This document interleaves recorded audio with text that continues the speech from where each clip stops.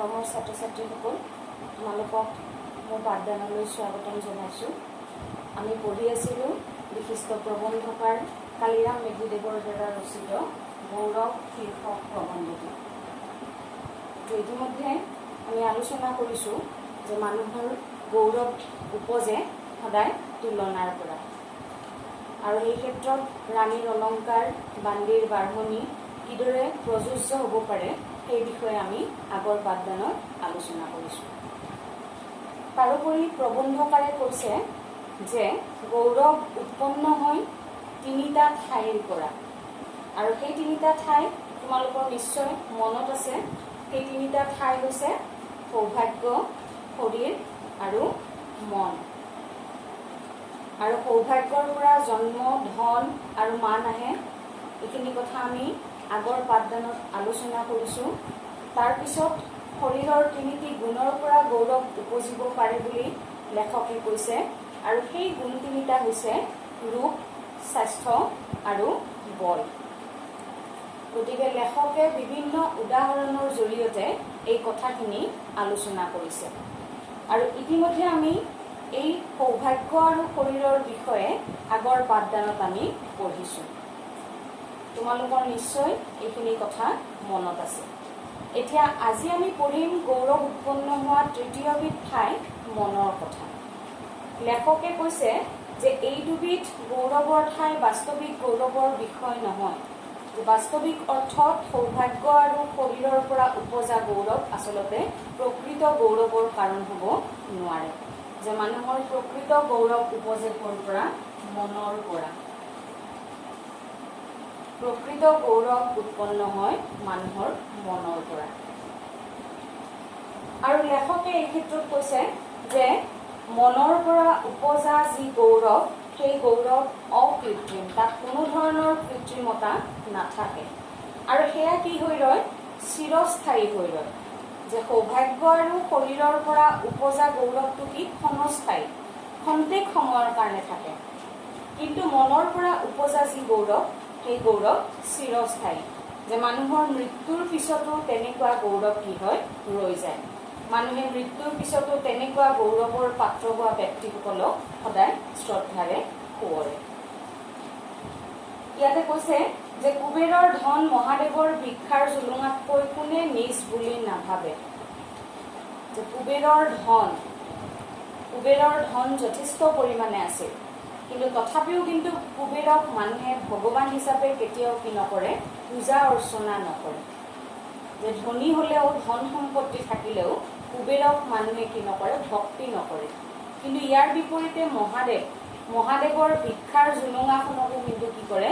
ভিক্ষাৰ জুলুঙা লৈ ফুৰিলেও মহাদেৱক প্ৰত্যেক মানুহে ভগৱান হিচাপে পূজা অৰ্চনা কৰে। দুৰ্যোধনৰ ঐশ্বৰ্য বিদুৰৰ খুদ চাউলৰ ওচৰত অতি তুচ্ছ ভাবিয়ে ভগৱান শ্ৰীকৃষ্ণই পৰিত্যাগ কৰিছিল। এইটো কেতিয়াবা কেতিয়াবা তোমালোকৰ ব্যাখ্যা দিয়ে যে দুৰ্যোধন কোন আছিল?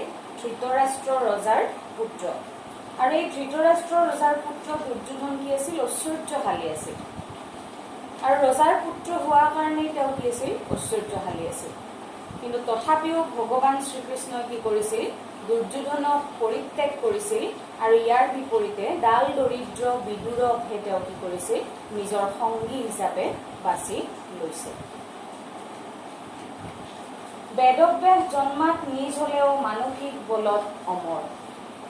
যে বেদব্যাস মহাভাৰত কোনে ৰচনা কৰিছিল? ব্যাসদেৱে।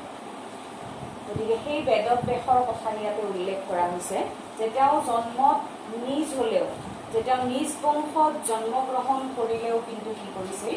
মানসিক বলত তেওঁ অমৰ আছিল, চহকী আছিল। যে তেওঁৰ এতিয়া জন্ম বা বংশ পৰিচয় মানুহে জানিব নিবিচাৰে, কিন্তু ব্যাস মুনিক প্ৰত্যেকেই কি কৰে? মহাভাৰতৰ স্ৰষ্টা হিচাপে স্মৰণ কৰে। গতিকে তেওঁ এতিয়াও কি হৈ আছে? অমৰ হৈয়ে আছে। সাবিত্ৰী সীতাৰ পতিপ্ৰেম আৰু জোৱান দাৰ্কৰ স্বদেশানুৰাগ। যে সাবিত্ৰী আৰু সীতাৰ যি পতিপ্ৰেমৰ দৃষ্টান্ত দিবলৈ হ'লে মানুহে সাবিত্ৰী আৰু সীতাৰ নাম উল্লেখ কৰে। আৰু ঠিক তেনেকৈ জোৱান দাৰ্কৰ স্বদেশানুৰাগ। দাৰ্ক নামৰ এগৰাকী জোৱান আছিল, আৰু তেওঁৰ কি আছিল? স্বদেশৰ প্ৰতি ভাল পোৱা ভাৱ আছিল, অনুৰাগ আছিল স্বদেশৰ প্ৰতি। গতিকে সেই স্বদেশৰ প্ৰতি থকা ভাল পোৱা ভাৱৰ কাৰণে আৰু সাবিত্ৰী সীতাৰ নিজৰ পতিৰ প্ৰেমৰ কাৰণে তেওঁলোক কি হৈছে এতিয়াও আদৰ্শ স্থানীয় কৰি ৰাখিছে তেওঁলোকৰ সেই গুণবিলাকে তেওঁ কি কৰিছে সংসাৰত আদৰ্শ স্থানীয় হিচাপে ব্যক্তি হিচাপে ৰাখি থৈ গৈছে কুশ্ৰী সক্ৰেটিছৰ জ্ঞান আৰু জলভৰত কালিদাসৰ কবিতাই তেওঁলোকক সংসাৰত সুন্দৰ কৰিছে সক্ৰেটিছ কোন আছিল সক্ৰেটিছ আছিল গ্ৰীচ দেশৰ এজন বিখ্যাত দাৰ্শনিক আৰু এই গ্ৰীচ দেশৰ দাৰ্শনিক সক্ৰেটিছ কেনেকুৱা আছিল দেখাত একেবাৰে কুৎসিত আছিল দেখিবলৈ তেওঁ আবসু আছিল কিন্তু তথাপিও আৰু সক্ৰেটিছ জ্ঞানী আছিল কিন্তু সক্ৰেটিছে কি কৈছিল মই মাত্ৰ এটা কথাই জানো সেয়া হ'ল মই একো নাজানো যে ইমান জ্ঞানী হোৱা সত্ত্বেও তেওঁ কিন্তু নিজকে কেতিয়াও জ্ঞানী বুলি পৰিচয় দিব বিচৰা নাছিল তেওঁ সদায় যেন নজনাটোৰ প্ৰতি জনাৰ আগ্ৰহে দেখুৱাইছিল গতিকে কুশ্ৰী সক্ৰেটিছৰ জ্ঞান যে দেখাত কুণ্ঠচ হলেও সক্ৰেটিছ যিহেতু জ্ঞানী আছিল আৰু কৈছে জলভৰত কালিদাসৰ কবিতাই জলভৰত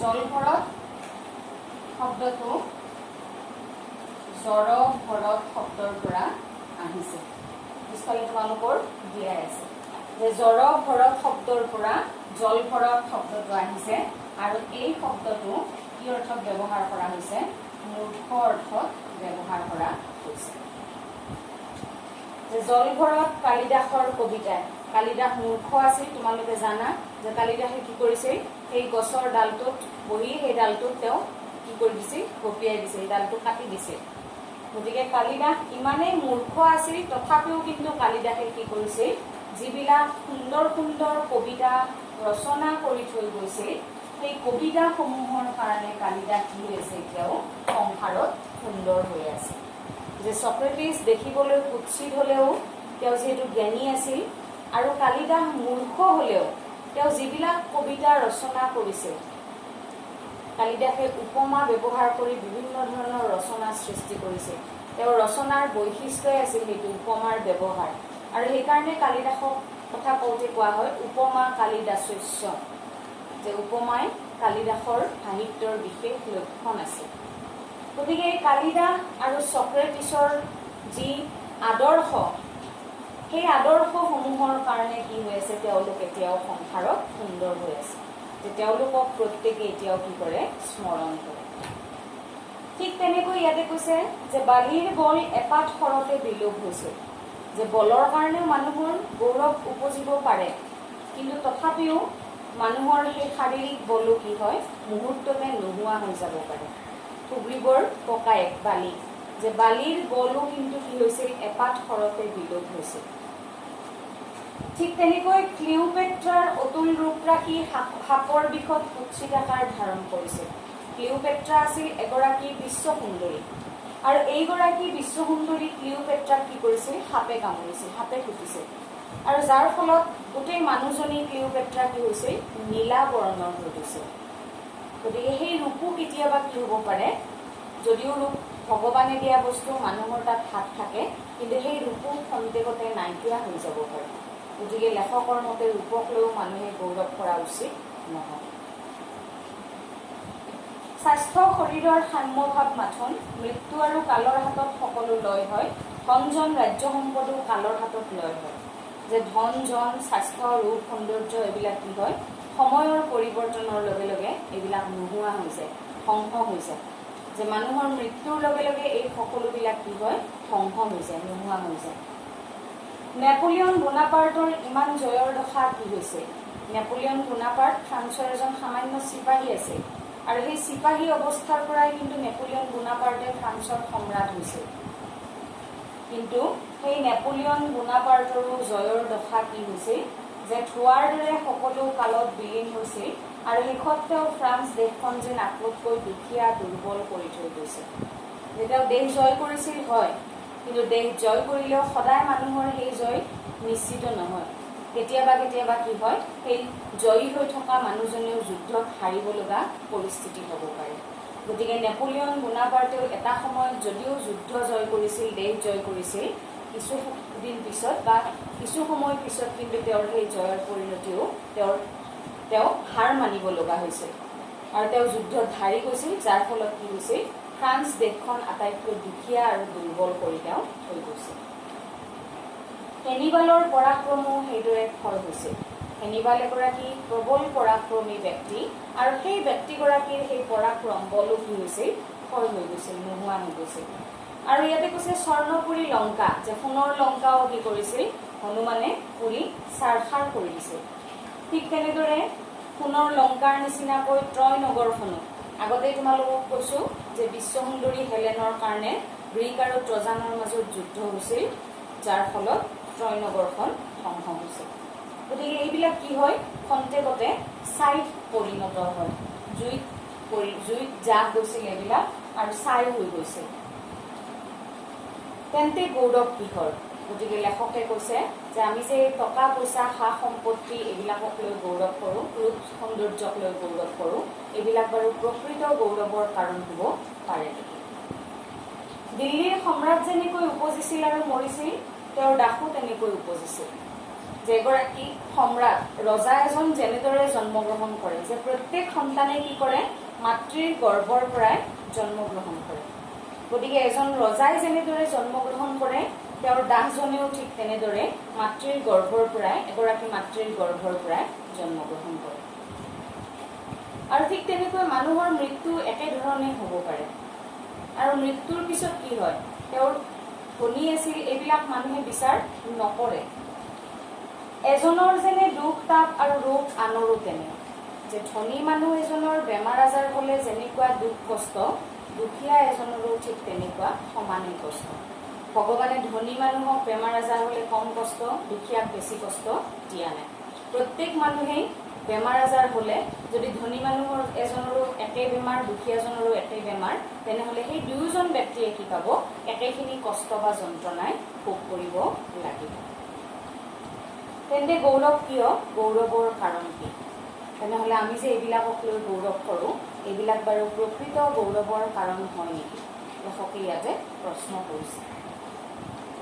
আৰু ইয়াৰ পিছত লেখকে কৈছে যে প্ৰকৃত গৌৰৱৰ কাৰণ জ্ঞান, আত্মসংযম আৰু আত্মদানৰ পৰা ওলায়।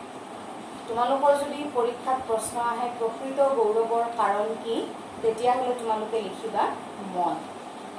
আৰু যদি প্ৰশ্ন আহে প্ৰকৃত গৌৰৱৰ কাৰণ ক'ৰ পৰা ওলায়, তেতিয়া লিখিব লাগিব জ্ঞান, আত্মসংযম আৰু আত্মদান।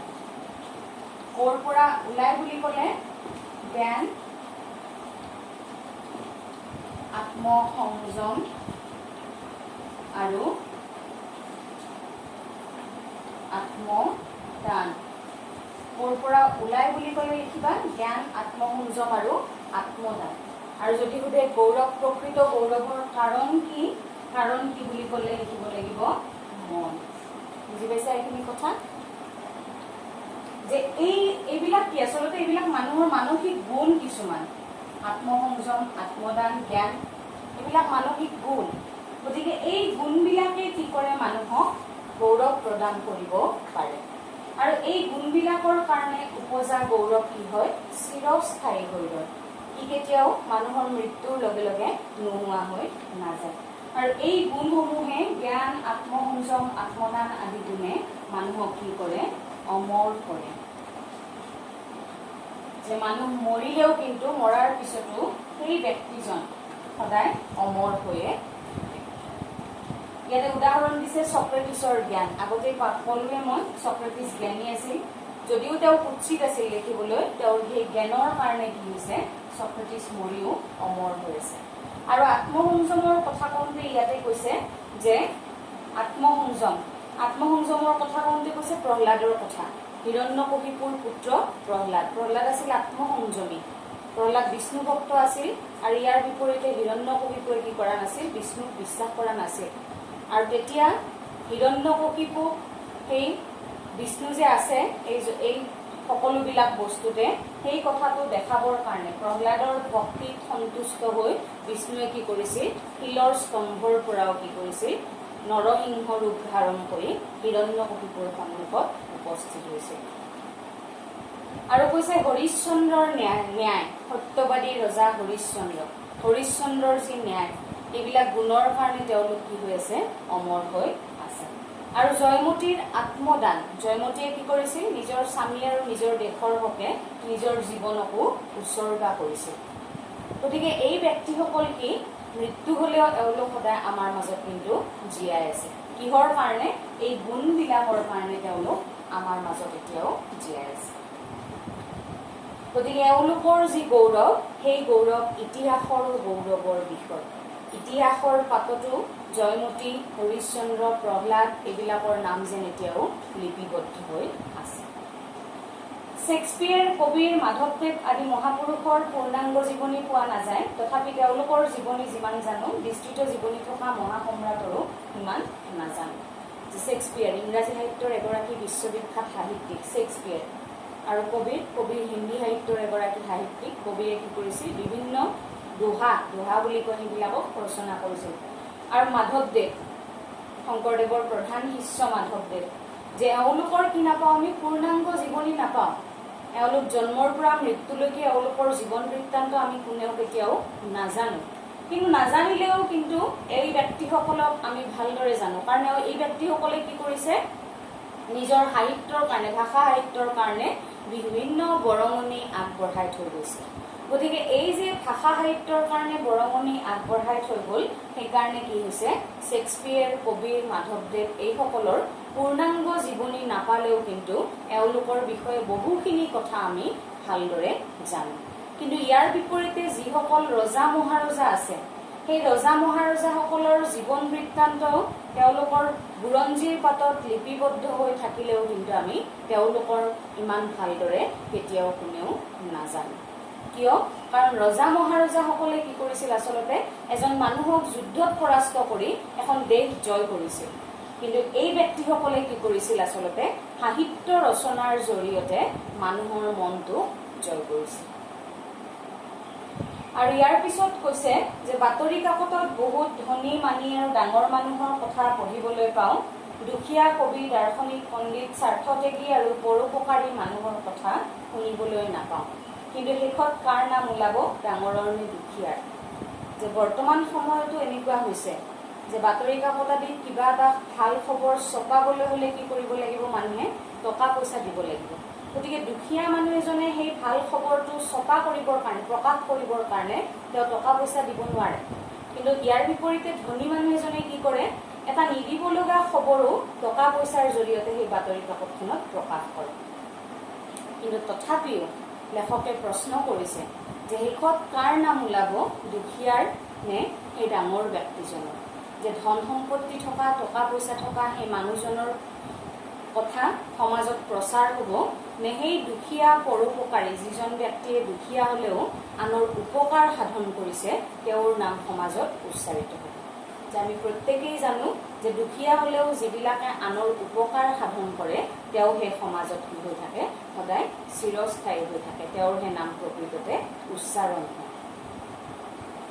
ইয়াতে উদাহৰণ হিচাপে দিছে গৌতম বুদ্ধ আৰু লগতে নিজৰ পিতৃ ৰজা শুদ্ধোধনৰ কথা যে গৌতম বুদ্ধ দিন ভিক্ষাৰী কিন্তু ৰজা শুদ্ধোধন কি আছিল ৰজা আছিল কিন্তু ৰজা হলেও শুদ্ধোধনৰ নামটো আমি কি বুলি জানো গৌতম বুদ্ধৰ পিতৃ হিচাপেহে জানো কাৰণ গৌতম বুদ্ধই যিবিলাক বাণী প্ৰচাৰ কৰিছিল বৌদ্ধ ধৰ্ম প্ৰচাৰ কৰি তেওঁ যিবিলাক বাণী প্ৰকাশ কৰি থৈ গৈছিল সেই বাণী সমূহৰ কাৰণে গৌতম বুদ্ধ কি হৈ আছে বিখ্যাত হৈ আছে গতিকে গৌতম বুদ্ধক জৰিয়তেহে আমি আচলতে ইয়াতে কৈছে যে বুদ্ধদেৱৰ জহতহে শুদ্ধোধন নামটো মানুহে জানে যে বুদ্ধদেৱৰ জৰিয়তেহে আচলতে শুদ্ধোধনক আমি জানিলো শুদ্ধোধন বুদ্ধৰ বাপেক নোহোৱা হলে আজিকালি কেইজন মানুহে শুদ্ধোধনৰ নাম জানিলে হয় যে ৰজা হিচাপে তেওঁ থাকি গ'ল কিন্তু ৰজা হিচাপে আমি শুদ্ধোধনক নাজানো আমি কি বুলি জানো গৌতম বুদ্ধৰ পিতৃ হিচাপেহে আমি তেওঁ জানো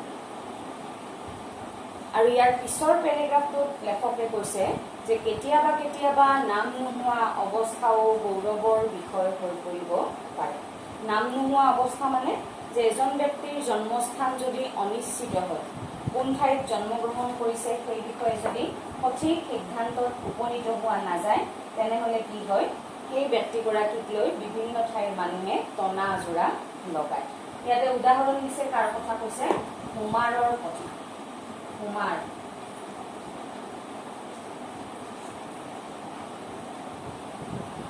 হুমাৰ আছিল গ্ৰীচ দেশৰ এগৰাকী বিশ্ববিখ্যাত কবি। গ্ৰীচ দেশৰ কবি বা সাহিত্যিক।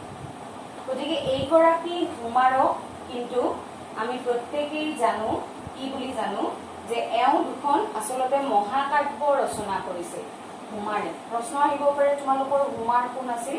হুমাৰ আছিল গ্ৰীচ দেশৰ এগৰাকী বিখ্যাত কবি আৰু হুমাৰে ৰচনা কৰা দুখন মহাকাব্য, প্ৰখ্যাত মহাকাব্য হৈছে ইলিয়াড আৰু ওডিচি। যে হুমাৰে ৰচনা কৰা মহাকাব্য দুখন হৈছে ইলিয়াড আৰু ওডিচি। তোমালোকৰ এইটো প্ৰশ্ন আহিব পাৰে, ইলিয়াড আৰু ওডিচি মহাকাব্যৰ ৰচক কোন? গ্ৰীচ দেশৰ বিশ্ববিখ্যাত কবি হুমাৰ।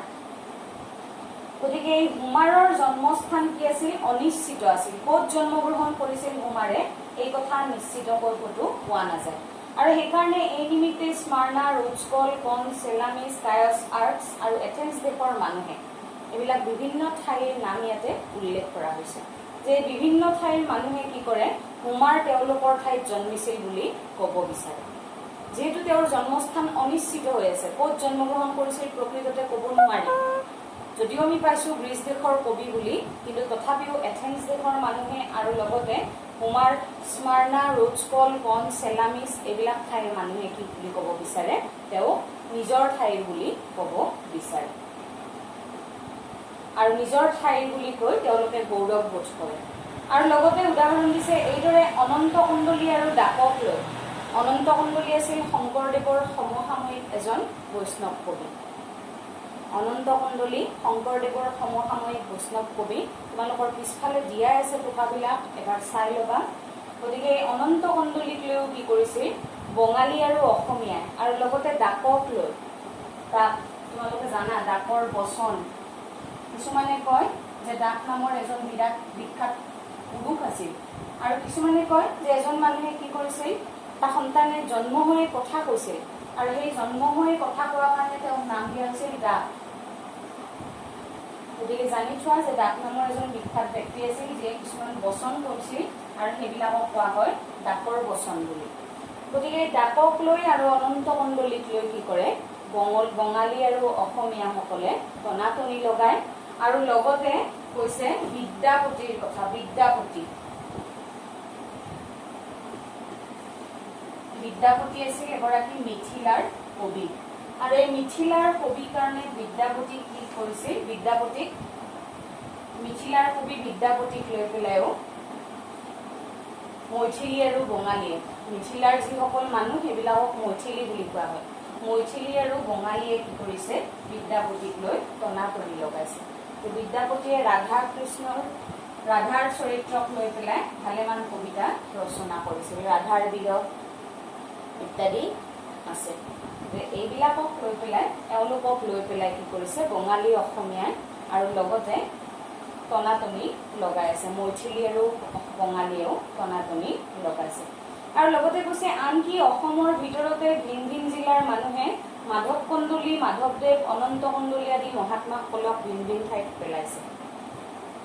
মাধৱ কন্দলী, তোমালোকে মাধৱ কন্দলীৰ কবিতা এটা পঢ়িছা নিশ্চয়, ৰাৱণক বিভিন্ন নৰসজ উপদেশ। মাধৱ কন্দলী আছিল প্ৰাক-শংকৰী যুগৰ এগৰাকী শ্ৰেষ্ঠ কবি, আৰু এইগৰাকী শ্ৰেষ্ঠ কবিৰো জন্মস্থান অনিশ্চিত আছিল। আৰু সেইকাৰণে কি কৰিছে, এওঁলোকক লৈ পেলাই এই মহাত্মাসকলক, এওঁলোক যিহেতু সাহিত্য সৃষ্টিৰ জৰিয়তে বিখ্যাত হৈ পৰিছে, সেইকাৰণে এওঁলোকক বিভিন্ন ঠাইত পেলাইছে। আকৌ সাধাৰণ মানুহবিলাকেও তেওঁলোকৰ নিজ জাতৰ বা একে ব্যৱসায়ৰ কোনো মানুহক বিখ্যাত হোৱা দেখিলে তেওঁৰ নাম কৈ সেই জাতৰ গৌৰৱ কৰে।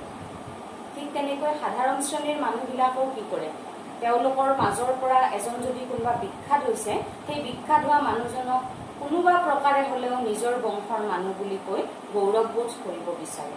কিন্তু লেখকে ইয়াতে প্ৰশ্ন কৰিছে যে সেই ব্যক্তিজনক লৈ গৌৰৱ কৰাতকৈ তুমি এইটো কিয় চিন্তা নকৰা যে তোমাৰ বংশৰ এজন মানুহ যদি গৌৰৱৰ পাত্ৰ হ'ব পাৰে, তেন্তে তুমি নোৱাৰাৰ কাৰণ কি? তেনেহ'লে তুমিও কি কৰা, গৌৰৱৰ পাত্ৰ হ'বৰ কাৰণে চেষ্টা কৰা। যে সেই গৌৰৱৰ পাত্ৰ হোৱা ব্যক্তিগৰাকীক লৈ টনাটনি নকৰাতকৈ তুমিও কি কৰা, নিজে গৌৰৱৰ পাত্ৰ হ'বলৈ চেষ্টা কৰে। আৰু ইয়াৰ পিছত কৈছে যে দেশ বিজয় কৰা বীৰসকলক আমি গৌৰৱৰ পাত্ৰ বুলি ভাবোঁ। যে এজন বীৰে যদি বীৰ পুৰুষে যদি দেশ এখন জয় কৰি আনিছে তেনেহ'লে আমি তেওঁক গৌৰৱৰ পাত্ৰ বুলি বিবেচনা কৰোঁ। কিন্তু বিজেতাই প্ৰথম দিন দেশ জয় কৰে, দ্বিতীয় দিন ৰাখে আৰু তৃতীয় দিন বিজিত দেশ তেওঁৰ হাতৰ পৰা গুচি যায়। কিন্তু এজন বিজেতাই কি কৰে, প্ৰথম দিনা দেশখন জয় কৰে